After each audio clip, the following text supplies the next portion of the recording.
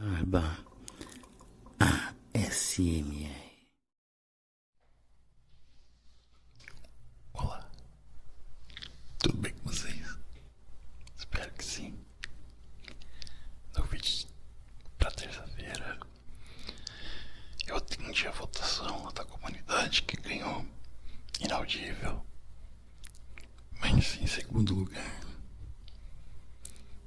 tinha também sussurros.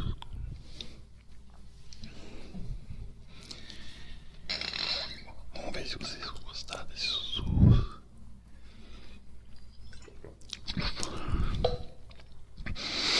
Mas não esquece, se você já é fã do canal, confia aqui no meu trabalho.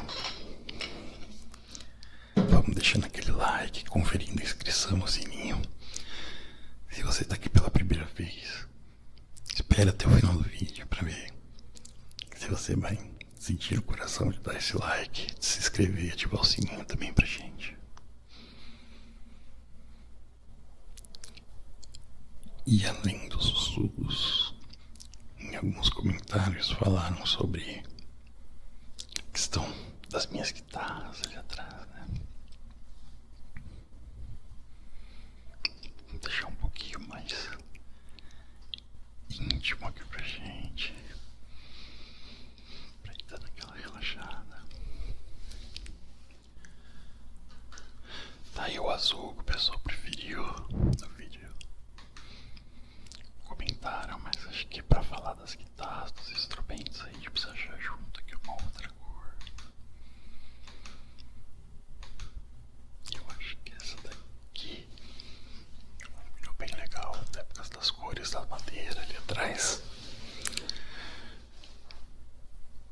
Bom, minha história começa com a música, não tocando, mas desde criança, desde que eu me dou por gente, tenho memórias e registros familiares, que na época eram gravadas fitas VHS, as fotos eram em filmes de 12, 24 e 36 poses. E o problema não era ter a câmera e comprar o filme tanto assim, mas apesar de custar, né? Ter custo. Mas revelar era muito caro, demorava. Era muito comum as famílias naquela época, nos anos 80 ali. Sou de 1983. Farei 43 anos esse ano. Quem anotar aí, deixa nos comentários a hashtag 1983 1983. Sou libriano, sou de outubro. Como bom TDAH ansioso, já troquei de assunto 3 vezes, né? Mas tudo tem conexão. Espero que vocês gostem. Se ficar muito maluco, pode fazer críticas construtivas. Sempre um dos elogios que me deram, que me deixou bem feliz, é sobre educação. E eu prezo por sempre ser não forçado de ser educado, forçado de ser agradável, sabe? Mas todo mundo merece a nossa educação, nosso melhor tratamento, até que, como na justiça, se prove o contrário, se prove culpado, se prove uma má pessoa, seja mal educado. E aí a gente também não vale a pena ser mal educado. A gente só deixa passar. Bom, voltando, sempre gostei de música, sempre tava batucando, qualquer instrumento de corda que tivesse por perto ficava fazendo barulho, coisa de mais criança, né? Entre 11 e 12 anos, entre 1996 e 1997 ali, esse violão tá bem atrás da minha cabeça aqui. É um Giannini Trovador, muito antigo, que meu avô tinha, e ele ganhou em algum tipo de quermesse, sorteio, não lembro exatamente. Meu avô materno, finado senhor Valdemar Testa. Eu não tenho o sobrenome da família da minha mãe, mas eles são os Testas. E o seu Valdemar Testa tinha esse violão. E depois de muito insistir, ele comprou corda, colocou no violão. Ele também não sabia, colocou corda de aço. Esse violão era para corda de nylon. A pressão que a corda de aço exerce é muito maior. Estourou ali onde prende as cordas do violão. Mas ele, marceneiro e bom, descendente de italiano brabo que não desiste, reformou todo o violão. Ele era bem mais clarinho, a madeira original dele, mas ele fixou ali o cavalete, comprou corda de nylon, passou esse verniz, que esse violão ficou com essa cor que eu não pretendo mudar. Tem várias partes nele que já tá ali soltando a madeira, então ele tá ali exclusivamente pra posteridade, pretendo nem mexer muito, só se for levar pra um restaurador mesmo, uma hora mexer nele, mas no meu coração foi o jeito que meu avô deixou pra mim, o jeito que eu comecei a aprender e toquei muito tempo nele, até ter a primeira guitarra. E vai ficar assim, aí tá de decoração, aí tem um valor sentimental e da minha história é muito grande. Aí minha primeira guitarra foi uma Golden, que eu já estava começando a me envolver com o pessoal da igreja para tocar ali na missa, aprender as musiquinhas mais básicas ali, né? Mas que começava a dar movimento, conseguia tocar alguma coisa, conseguia acompanhar. E parecia um rapaz que estava vendendo uma Golden preta. Era uma guitarra simplesinha assim, modelo estilo do corpo Stratocaster, né? E foi minha primeira guitarra. Com essa guitarra eu toquei muito na igreja na minha adolescência.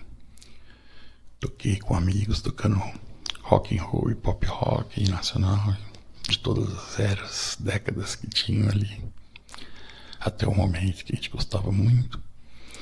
Até que uma época eu consegui, já estava trabalhando, ia ter um 13º ou umas férias, eu não lembro.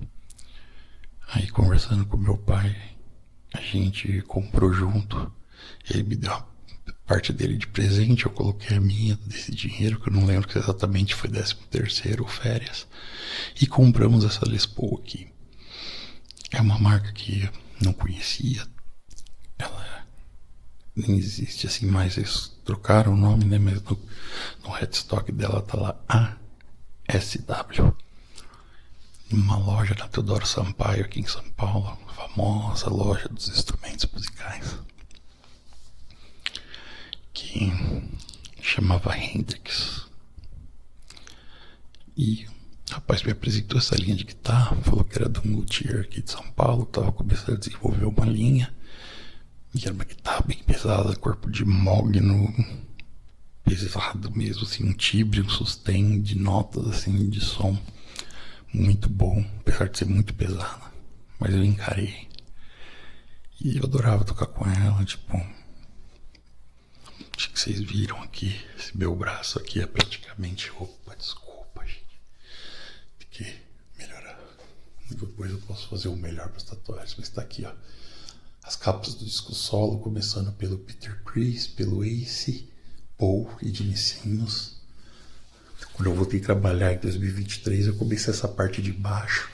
Aqui em cima, como tem no vídeo de tatuagem aí do canal, tem a capa do Rock and Roll Over, né? E o Kiss Army, que é o fã-clube do Kiss. E aqui a famosa foto do Ace Frehley solando com a sua guitarra, soltando fogo. Toda essa parte de baixo aqui eu ainda quero colocar mais cores e dar acabamento. Fiz o que deu lá em 2023, agora eu vou voltar. E em 2010, tava numa banda que a gente tinha começado há pouco tempo, foi a última banda que eu toquei, a banda Montequios. E no aniversário meu, a gente montou tudo na garagem de casa, morava num bairro que não era condomínio, que nem eu tô aqui hoje, era garagem pra rua, assim mesmo. E a gente tava lá fazendo um barulho. E eu sempre pensei, pelo peso da guitarra, que eu tinha que colocar um strap lock. O que é um strap lock? É traduzindo, uma trava para correia. Strap é aquela correia que a gente prende aqui, que tá ali naquele violão, naquela guitarra, que a gente coloca para segurar o instrumento, para tocar sentado numa melhor posição, ou tocar de pé. E eu não tinha colocado esse strap lock, essa guitarra caiu e bateu o headstock, que é aquela parte de cima onde a gente afina a cabeça do braço ali, headstock. Pá, bateu no chão e fraturou o braço dela por dentro todo.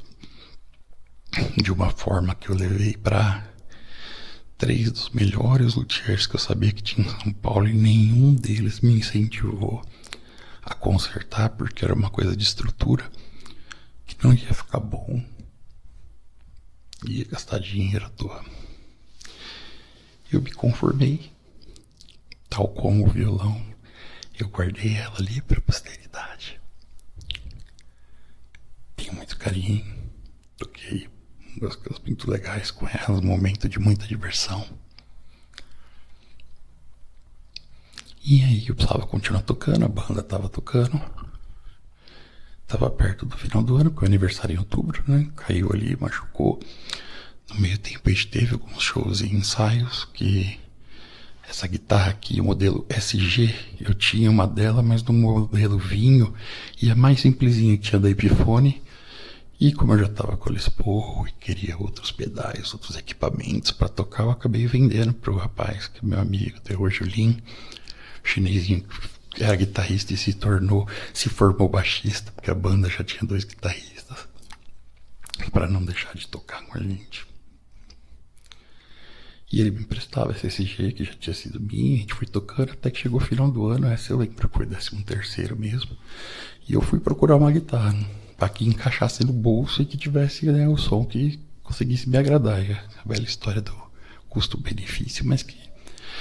E a Epiphone tinha lançado essa linha aqui, que tem SG Gothic, saiu a Les Paul Gothic, e eu gostei muito dessa SG, toquei ela, gostei, levei e fiz muito som com ela também. Aí em 2010, 2012, fui com um amigo meu, outro guitarrista da banda, o Alex.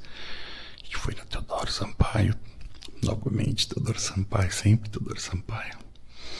Inclusive a SG Gothic aqui, eu comprei na mesma Hendrix que eu tinha comprado a Les Paul. E aí fui lá com ele pra ajudar ele a escolher a pedaleira, dar minha opinião, né? Ele pediu pra eu ir dar minha opinião sobre os efeitos, timbre, também é um custo-benefício, né? E acabei vendo esse violão numa outra loja que era a Hendrix também. Tem bastante história com a Hendrix, esses instrumentos. E tinha uma salinha lá própria, fechada para você testar violões. E o som desse violão, eu me apaixonei por ele. Sempre quis um folk grandão, assim, jumbo, por mais que às vezes é até desconfortável ficar com o braço muito em cima, mas gosto de inúmeros outros modelos de violão que eu desejo ter. Não sei se eu vou ter todos, porque tem questão do custo e tudo mais, mas esse aí era um sonho de modelo e o som dele é muito bom. O tampo também de mogno, traseira de mogno, o braço bem parecido com o da guitarra, mais fininho, mais fácil de tocar, porque eu tenho a mão pequena, também tem esse detalhe. Meu outro avô paterno, seu Pedro, meu avô, que eu brinco que ele não me passou a melanina. A melanina ficou pro meu pai, pra minha irmã, e eu fiquei branquela assim, mas eu tenho no coração e orgulho de ter tido um avô, né? Negão mesmo, desculpa a expressão, mas é assim que eu chamava ele, de coração, é com carinho, não é com preconceito nenhum, porque eu amava demais ele. Amo ainda, né? Mas ele já foi faz um tempo aqui desse plano, dessa terra. E o seu Pedro sempre brincalhão, sempre me ensinando piada, fazendo graça. Falei, você com essa mão pequenininha aí vai sofrer nos instrumentos, porque ele também tocava cavaquinho, banjo, ia pros rodas de chorinho com os amigos dele, aí mesmo anos depois da minha avó ter falecido. O velhinho não parava, descendente de espanhóis, índios e mais uma misturada que ele falava que nem ele sabia, que trouxe essa gingada, esse lance da música para a família, que pulou a geração do meu pai. Nenhum dos filhos dele tocou, mas eu e um outro primo de uma geração à frente nos envolvemos com música e tal, né? Com essa veia aí dele na família. E aí foi isso, em 2012 foi o violão, em 2013 a gente parou de tocar na banda Montecos, e eu ainda toquei churrascos, casas de amigo, levava mais o violão. E até 2017 ali eu praticava e ainda saía pra tocar nesses nessas questões, né? Tocar com amigos, e churrasquinho e reuniões nas casas do pessoal, mas nada mais de ensaio, com banda, pra show. A gente tocava em muito motoclube, bares de rock, um monte de lugar. Ainda tem um perfil no Facebook bem antigo, Banda Montequios. Vou colocar o link aí nos comentários, vou procurar, porque faz tempo que ninguém acessa, mas tá lá. A gente não deletou o profile, não deletou nenhuma foto pra ficar a nossa história lá. E é isso, a história com esses instrumentos. Aí, em 2018, aconteceu algumas coisas na minha vida aí que eu não tive muito tempo para tocar. E se estendeu até 2019. Quando em 2020 eu estava começando a trabalhar na empresa, voltando lá naquela história. Eu estava pretendendo voltar a tocar guitarra, veio o Covid. Aí teve negócio de perder o movimento, recuperar o movimento, muita fisioterapia. E foi ficando para lá. Até que eu voltei a trabalhar em 2023, comecei a querer colocar cordas novas, brincar um pouquinho com eles. 2024 deu uma amornada, esse lance da música, e 2025 eu peguei firme, porque vendi parte do equipamento que eu tinha para comprar outros pedais, outras coisas, para me animar ali, ter coisa para usar, para testar e tocar também. Aliás, deixe nos comentários, muita gente falou para fazer um vídeo com sons da guitarra também. Se você quer um vídeo, eu mudo fazendo sons de guitarra, ou algo que eu grave tocando enquanto eu falo, ou sobreposto. Deem suas sugestões e vocês digam quais são os seus desejos, para que eu possa me inspirar. E aí, ano passado, mandei regular guitarra, mandei regular violão, trocar corda, comprei pedais. No meu perfil do Instagram tem lá um pouco dessa história. No meu perfil pessoal, PV Camargo. O Barmaster MR eu tinha deletado o Instagram, mas eu habilitei ele lá de novo. Vou trabalhar alguma coisa diferente nele. E é isso, pessoal.